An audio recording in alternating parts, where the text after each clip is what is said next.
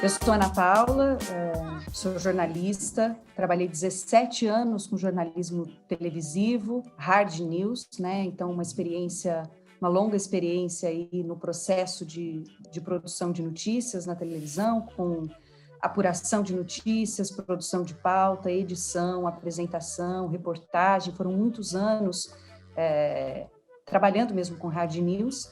E há 2 anos e meio saí e buscando um novo jeito de fazer audiovisual, de uma vontade que nasceu em mim de buscar uma linguagem documental em mini-docs, em vídeos institucionais, em comunicação interna, trazendo um pouco desse olhar documental para esse tipo de produto, né? Então, a partir disso é que eu decidi sair do dia a dia do jornalismo e estudar um pouco mais profundamente como humanizar a comunicação, como contar histórias reais de uma forma que atraia também as pessoas.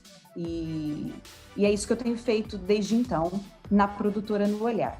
Eu sou a Marcela, também com mais de 15 anos de experiência em jornalismo televisivo, em várias etapas aí do processo de produção da notícia, e também apaixonada por cinema, pelo audiovisual, pelas diferentes formas de comunicação. E então, Ana Paula e eu começamos a discutir novas possibilidades dentro desse mercado e juntas criamos a produtora de conteúdo No Olhar. A No Olhar tem pouco mais de 2 anos, é ainda uma produtora nova, né, recente. Nosso objetivo é justamente esse, né, procurar diferentes formas de comunicar dentro desse meio documental, né, trazer histórias reais, contar histórias reais que possam, de alguma forma, trazer algum tipo de inspiração, gerar algum tipo de transformação, de reflexão na sociedade, né? Como eu disse, nós somos apaixonadas por cinema, pelo audiovisual, a gente vem estudando isso há um longo tempo já e exercitando isso também na prática, né? Com frentes diversas aí de trabalho. Primeiro, os projetos independentes, os projetos que nós acreditamos, que nós desenvolvemos e aí nós buscamos formas de executar, né, de produzir esses projetos, de colocá-los em prática, né? Tem alguns exemplos aqui para contar para vocês, inclusive projetos que nós já desenvolvemos e que já estamos desenvolvendo agora para 2021, alguns deles, inclusive, foram contemplados pelo PROAC, o curta documentário, a websérie, são projetos independentes e nós vamos atrás aí de formas de colocá-los em prática. Outra frente de trabalho são as nossas redes sociais, né? Através delas, nós também procuramos contar, trazer histórias inspiradoras, histórias que chegam até nós pela sugestão de outras pessoas, histórias que nós conhecemos aí pelo meio do caminho, sempre tentando exercitar uma comunicação humanizada que toque a emoção daquela pessoa que está entrando em contato com esse tipo de linguagem, com esse tipo de comunicação. E uma outra frente de trabalho é a comunicação corporativa, mas trazendo também esse lado humanizado para essa comunicação, né? Então, vídeos institucionais humanizados, qualquer tipo de comunicação que seja necessária para esse meio, mas com esse olhar diferenciado que a gente busca em todo esse processo de comunicação. Nós trabalhamos basicamente com histórias reais, né? Então, a linguagem documental é a principal característica do nosso produto final, tanto nas redes sociais, com depoimentos de pessoas, quanto nos nossos mini documentários, né? Então, sempre partindo de uma proposta de buscar nos nossos vídeos a espontaneidade como forma de criação de conexão, né? Nessa comunicação que a gente chama de comunicação humanizada, né? Então, diferentemente de outras produtoras, não trabalhamos com ficção, não trabalhamos com publicidade, estamos focadas mesmo em encontrar, mesmo que dentro das empresas, histórias reais e a partir daquilo ali, ainda que seja um vídeo institucional, uma comunicação interna, uma campanha interna, a partir de uma história real, criar essa conexão e passar a mensagem.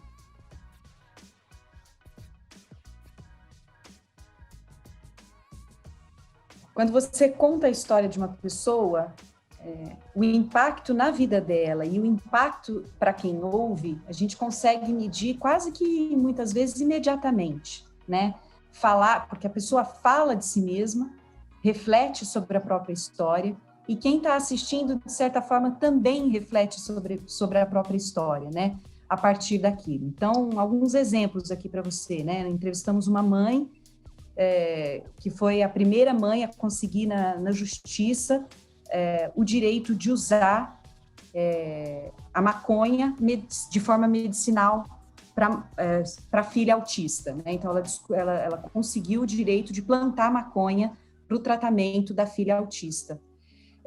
E ela trouxe para a gente um depoimento recentemente, que depois dessa entrevista, uma das perguntas que foram feitas marcou a vida dela. A gente perguntou, diante de tudo isso, né, que ela estava vivendo, onde estava a Ângela mulher, né, que é a nossa entrevistada. E ela disse que aquela pergunta, por muitos meses, fez com que ela refletisse sobre si mesma. E até transformou a vida dela, mudou alguns planos, ela encorajou a tomar algumas atitudes enquanto pessoa. Então, para nós faz muito sentido receber esse tipo de retorno, né? Quando contamos histórias reais. Em outros momentos também, a gente percebe que as pessoas assistem aos nossos vídeos e começam a falar de si mesmas. Então, nós temos um curta documentário sobre dança, e algumas pessoas que assistiram esse curta documentário começam a refletir sobre a própria vida, sobre o seu ritmo de vida. Não precisa ser bailarina para discutir sobre o que faz sentido para você. Então, são histórias que a gente vai recebendo como retorno e que provam que a comunicação documental, né, se feita de uma forma genuína, né, de uma forma coerente, ela cria muitas conexões, ela é capaz, sim, de impactar quem está assistindo.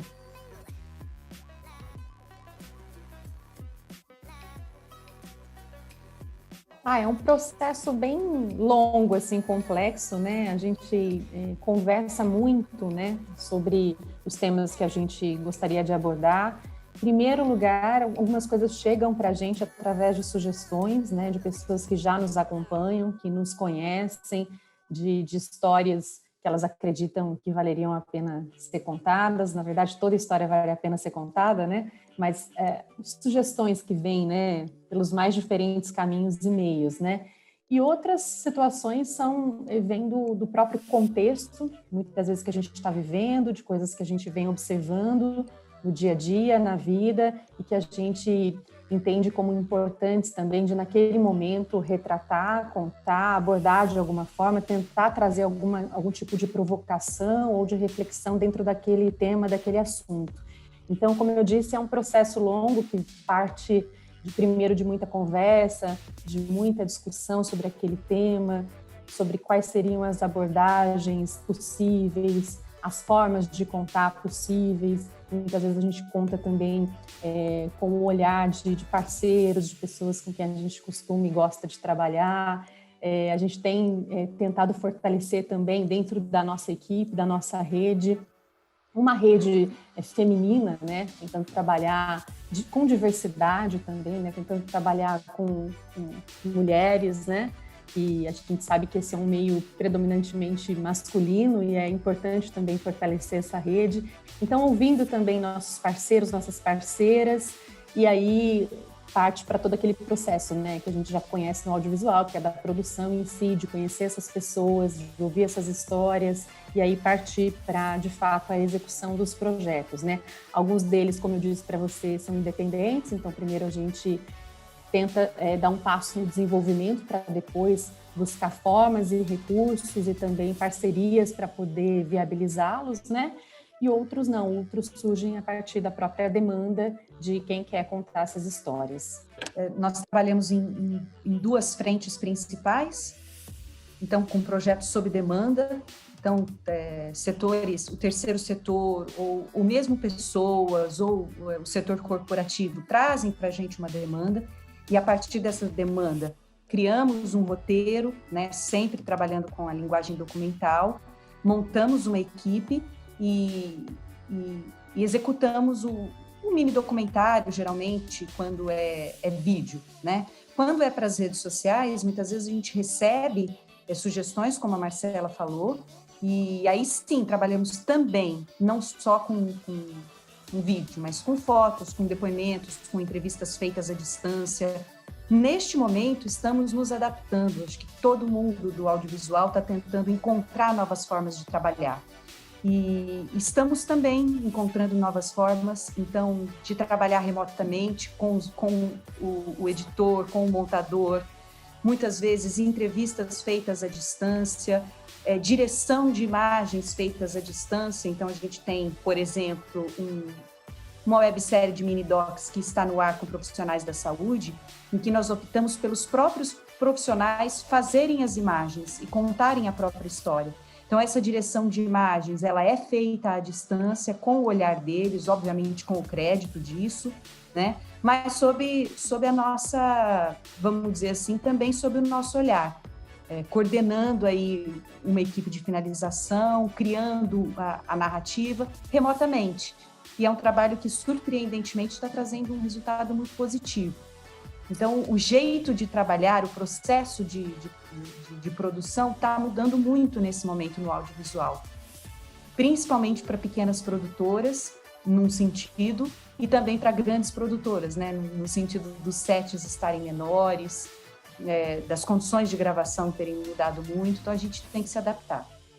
É um momento que está exigindo muita flexibilidade do profissional, né? Sobretudo do audiovisual, de todos os profissionais, mas sobretudo do audiovisual, né?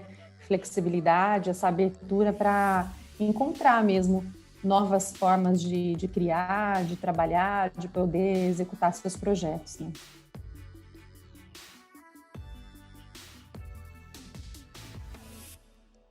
Eu acho que é um mercado que vem numa crescente, com grande potencial, né, de número de produções que estão aumentando, o consumo está aumentando muito. A gente está num contexto hoje de pandemia que as pessoas estão consumindo mais e precisam disso também para dar conta desse momento todo, desse processo, né?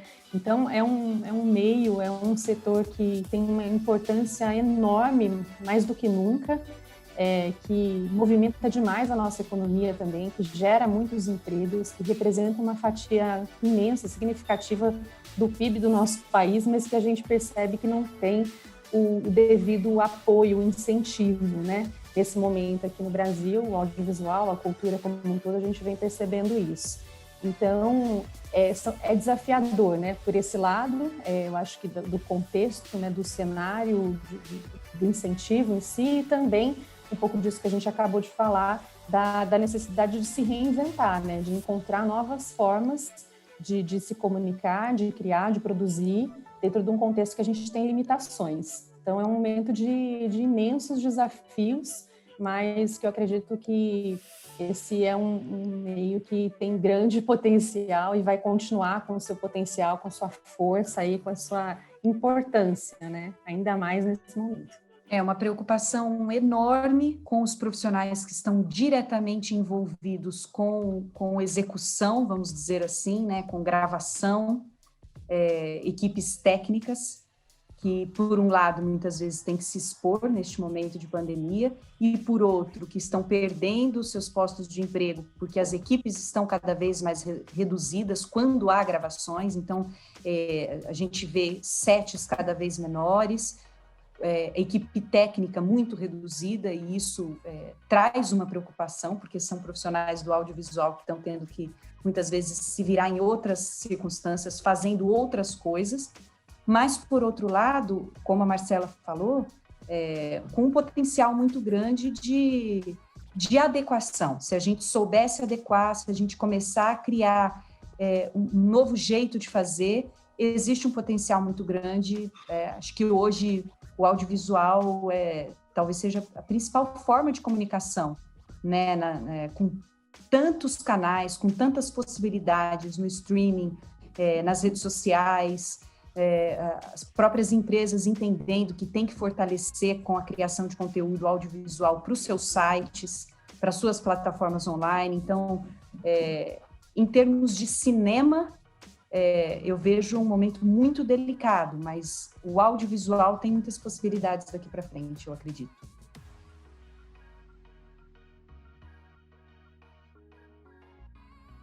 Nós recebemos projetos, né?